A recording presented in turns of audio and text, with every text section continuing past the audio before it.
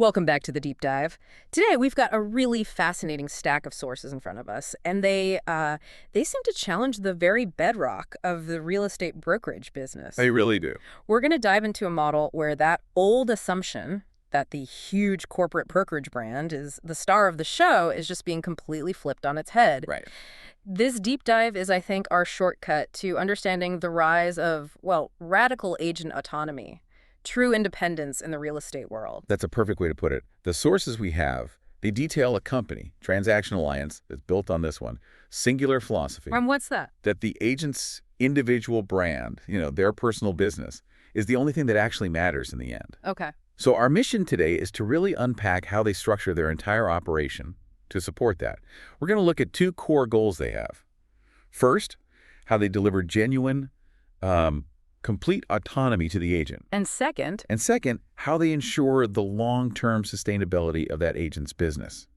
Because one without the other just doesn't work. so we're not just talking about a slightly better commission split here. This sounds like a whole different conceptual framework. Exactly. It's built for agents who are ready to stop being, I guess, representatives under a big logo and start being actual independent business owners. They're done building someone else's brand equity. Precisely. And that takes us right to the core idea, the philosophy behind the whole thing. It's all summed up in this one quote that defines their central purpose. Okay, what is it? Their goal is helping realtors understand that, and I'm quoting here, the only brand that matters is theirs. Wow. That's a highly provocative statement in an industry that has always been dominated by these massive national brokerage names, right? It really is. I mean, think about the traditional model for a second. The biggest line item in the budget is often marketing and brand recognition for the parent company. Of course. This model is basically saying that whole expenses for their target agent almost irrelevant. So who is that target agent? Well, it says a lot about how the market has matured. For a lot of seasoned agents, clients aren't choosing them because of the logo on the sign anymore. They're choosing them because of their reputation. Exactly. Their personal reputation, their niche knowledge, the trust they've built over years. So Transaction Alliance is just telling that agent, stop spending your energy and your money selling our name and focus everything on building your brand equity. But that focus immediately tells you who this is for and who it's not for. Mm-hmm. If you're a brand new agent, you probably need the security, the training wheels, and the perceived legitimacy of a big corporate logo while you're still learning the ropes. You've hit the nail right on the head.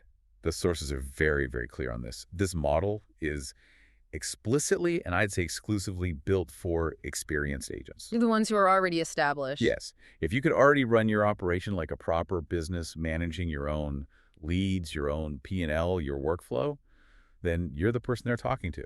Because at that point, the corporate brand stops being an asset and starts feeling more like a tax, an unnecessary overhead cost. That's the perfect word for it. It's an overhead cost. So if you're that seasoned pro, you've already established yourself as the brand. What you want is freedom from the constraints and the high fees of that old top-down structure. Which brings us to their first big operational goal. Right. Autonomy. Autonomy. The whole point is to allow realtors to truly run their business their way. Mm-hmm. And this isn't just some feel-good slogan. It has to mean something practical. It does. It means total control over your marketing budget, your tech stack, your hiring, your client services, everything. Okay, but total autonomy is a pretty lofty goal. Yeah. In business, that kind of freedom is almost always tied directly to financial control. So how do they actually enable this level of independence? What's the mechanism? The mechanism is the 100% commission model. Yeah. And this is where it gets really distinct from just, a slightly better split. In a traditional brokerage, the agent splits their commission, maybe 70-30, something like that. But that split comes with rules, mandatory software, and limits on what the agent can do because the brokerage is basically fronting the risk. Help us break down the financial reality of that for a listener who's in the business. If an agent is keeping 100%, what's the transaction with the brokerage? It can't be zero. Good question. No, it's not zero. The sources suggest the agent is responsible for all their own variable cost marketing, gas, everything for a transaction. But they pay the brokerage a single predictable fixed fee. A fixed fee, so it could be per transaction or maybe a flat monthly subscription. Could be either, or a cap structure. The key is that it's predictable and not a percentage of your revenue. Okay, so let's put that in context. Let's imagine a high-volume agent, an experienced producer. Say they close 30 million in sales volume a year. Okay. Under a traditional 70-30 split, depending on their market, that agent is giving up, what, maybe $90,000 a year to the corporate brand? Easily. And under this 100% commission fixed fee model, that change on their P&L sheet is the single biggest motivator. They take that huge variable overhead and swap it for a predictable, fixed operating cost. And because they control the profit and absorb the risk? They get total operational control. They become the CEO of their own business, Yeah. making decisions based on their own numbers, not the brokerages. That makes a lot of sense. Financial freedom breeds operational control, but full control also means full risk, doesn't it? It does. If I'm keeping 100% of my commission, what happens when I hit a slow patch? I'm now on the hook for all my own overhead. Independence is great, but without support, it can lead to struggle. And that is the perfect segue to their second operational goal, sustainability.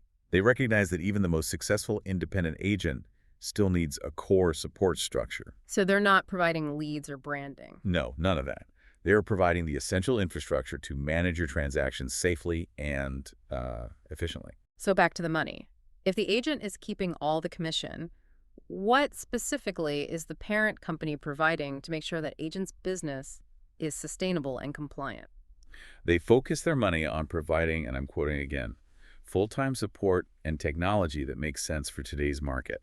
Meaning the back office stuff? The core back office functions, Yeah. the non-negotiable things, errors and omissions insurance, legal review on tricky contracts, compliance training.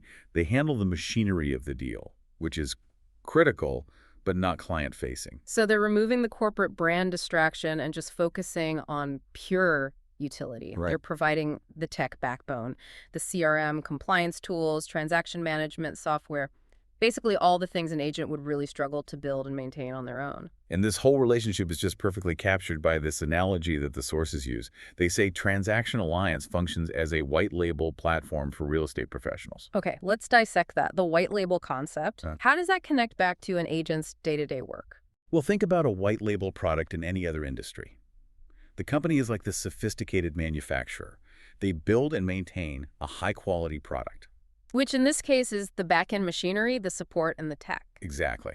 The stuff that's essential for closing deals efficiently and legally. And the agent then is like the specialized retailer. That's it. They take that machinery, they put their own name on it, their brand, their identity that they've built over years, and they sell their high-value services directly to the client. And the client only sees the agent's specialty, their reputation, not the corporate umbrella. Which allows them, as the source says, to sell their services without the distraction of a parent company's logo. It totally redefines the relationship. It shifts from that old top-down employer-employee dynamic to a true business-to-business platform relationship. Where the brokerage's only job is to lower risk and cost for the agent's P&L, not to dominate the brand. What's interesting here, though, is the accountability it forces on the agent. If you are the sole brand and you're responsible for your own P&L, you have to be incredibly sophisticated about your business. You do. You mentioned losing access to corporate referrals or big lead gen systems. Is that trade-off truly worth it for everyone, or just for the agents who already have a solid self-generating pipeline of clients? That is the absolute crucial trade-off. This model makes one huge assumption that you already have a mature business. Right. The value proposition is simple. If the brand is already you, then getting rid of the corporate logo and its costs is just pure profit capture. But if your business relies at all on the company's lead gen, then this move could be a disaster. It demands 100% self-sufficiency in getting and keeping clients. So let's wrap this up. What does this all mean for the industry? We've looked at this very specialized model built on maximizing agent brand equity, giving them autonomy through 100% commission, and then backing it up with a white label support system for infrastructure. It's a really clear, financially smart path for experienced agents to go from being an employee of a brand to being the owner of their own business. And if we connect that to the bigger picture, it raises a really important question for everyone in this field to think about. If experienced agents are increasingly encouraged, and paid to see themselves as autonomous companies. Then how does that shift the value of the traditional brand-heavy brokerages in the long run? What's their value proposition anymore? And maybe even more critically, what must the agent themselves now provide or master that the corporate brand used to handle for them? Good point. They're now fully on the hook for sophisticated budgeting, advanced risk management, handling vendors, and proving compliance. It's a huge shift from just being an agent who sells houses to being a true entrepreneur who runs a complex, high-stakes business. And that's something for you to think about as you run your own business today.